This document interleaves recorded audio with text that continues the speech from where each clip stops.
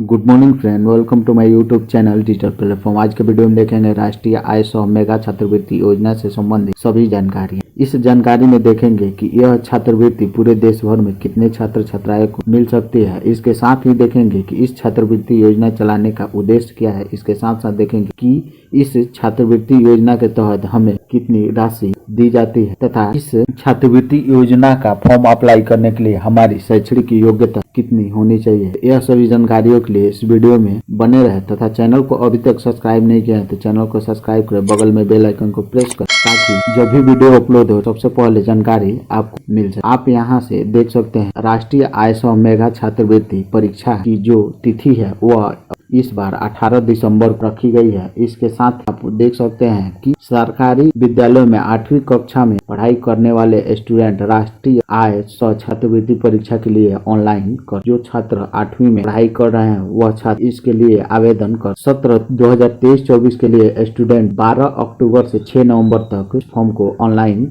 कर सकें। इससे पहले संबंधित स्कूलों के प्रधान की ओर से विद्यालय का रजिस्ट्रेशन कराना होगा। अगर पिछले वर्ष किसी स्कूल ने अपना रजिस्ट्रेशन करा लिया है तो इस रजिस्ट्रेशन कराने की जरूरत नहीं पड़ेगी। इसके लिए राज्य शिक्षा शोध एवं प्रशिक्षण परिषद की ओर से निर्देश जारी किया गया है। शिक्षा मंत्रालय की ओर से गरीबी लेकिन भावी स्टूडेंट के लिए राष्ट्रीय स्तर पर छात्रवृत्ति योजना की बात की गई। फिर यहाँ से देख सकते हैं परीक्षा में शामिल होने के लिए कोई आपसे आवेदन शुल्क नहीं लिया जाएगा। इस वर्ष परीक्षा का आयोजन 18 दिसंबर को किया जाना है। परीक्षार्थी की संख्या के हिसाब से जिला मुख्यालयों में इसका जो परीक्षा केंद्र है वह बनाए। एक ही दिन में 2 पालियों में इसकी परीक्षा ली जाएगी। पहली पाली में मानसिक योग्यता तथा दूसरी पाली में शैक्षणिक योग्यता की परीक्षा ली जाएगी और उसका जो टाइमिंग होगा वह 10:30 बजे से 12 बजे तक मानसिक योग्यता परीक्षा की टाइमिंग रखा गया है और 1 बजे से 2:30 शैक्षणिक योग्यता परीक्षा की टाइमिंग रखी गई। अब देख सकते हैं कि आवेदन करने के लिए जो आपकी शैक्षणिक योग्यता है या पात्रता वह क्या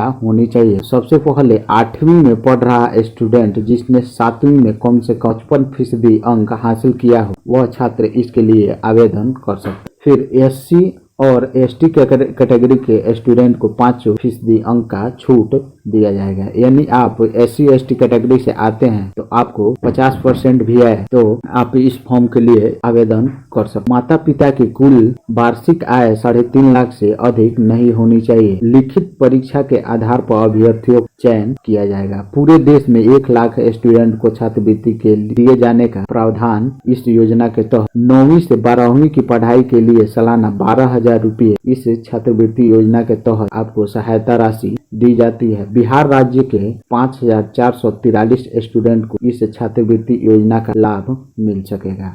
तो यदि आप बिहार से हैं तो 5,443 स्टूडेंट को इस योजना का लाभ मिलेगा यदि वह एग्जाम क्वालिफाई कर। अब देखेंगे इसका जो एग्जाम का शेड्यूल है तथा सिलेबस वह किस प्रकार से यहाँ पर दिया हुआ है तो एक नजर इस पे भी जो इसका परीक्षा का स्वरूप है यहाँ दिया हुआ। इसका जो परीक्षा है वह 2 पालियों में होगा और दोनों का यहाँ टाइमिंग तथा जो कुल क्वेश्चन की संख्या है इसके साथ ही उसका जो टाइमिंग है अंक है वह सभी यहाँ दिया हुआ। मानसिक योग्यता परीक्षा यानी मैथ का जो कुल प्रश्न होगा वह 90 प्रश्न होंगे और इसका कुल अंक 90 नंबर का होगा और परीक्षा की अवधि सामान्य के लिए 90 मिनट है और जो दृष्टि बाधित है उसके लिए 120 मिनट। तो यह हो गया आपका पहला। फिर दूसरा जो आपको शैक्षणिक योग्यता है परीक्षा है उसका जो कुल प्रश्न होगा वह 90 प्रश्न होंगे और कुल अंक 90 नंबर के होंगे और परीक्षा की जो अवधि होगी सामान्य के लिए वह 90 मिनट की होगी और परीक्षा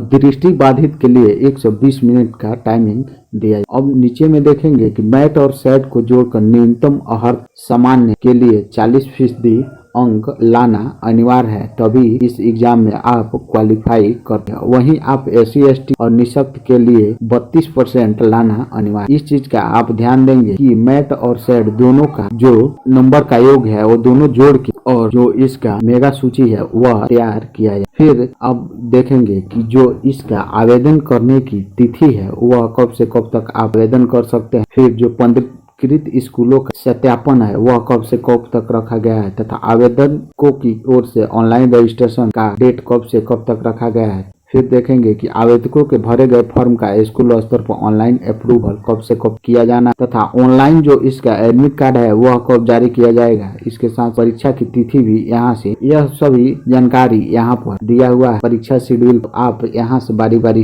पोर्टल पर स्कूल का जो पंजीकरण है वह 12 अक्टूबर से 29 अक्टूबर के बीच किया जा सकता। फिर यहाँ से देखेंगे पंजीकृत स्कूलों का SCERT की ओर से सत्यापन 12 अक्टूबर से 31 अक्टूबर तक किया जाए। आवेदक की ओर से ऑनलाइन रजिस्ट्रेशन और फॉर्म जमा करने की जो तिथि है वह 12 अक्टूबर से 6 नवंबर तक आवेदक ऑनलाइन कर सकते हैं। फिर आवेदक के भरे गए फॉर्म का स्कूल स्तर पर जो ऑनलाइन अप्रूवल यानी वेरीफाई की जो तिथि है वह 14 अक्टूबर से 9 नवंबर तक रखी गई। फिर आगे यहाँ से देख सकेंगे कि जो इसका ऑनलाइन एडमिट कार्ड जारी करने की तिथि है वह 8 दिसंबर से 18 दिसंबर के बीच इसका एडमिट कार्ड ऑनलाइन डाउनलोड कर सकेंगे और जो परीक्षा की तिथि है वह 18 दिसंबर को रखी गई है। औपबंधिक उत्तर कुंजी जारी करने का जो तिथि है वह 23 दिसंबर को जारी कर दिया जाए। इस प्रकार से जो परीक्षा से रिलेटेड तिथि है तथा ऑनलाइन करने से रिलेटेड तिथि है वह सभी यहाँ पर दिया हुआ है। तो आई होप कि सभी जानकारी को समझे होंगे और मिलेंगे इसी तरह की नेक्स्ट नॉलेजफुल वीडियो में। जय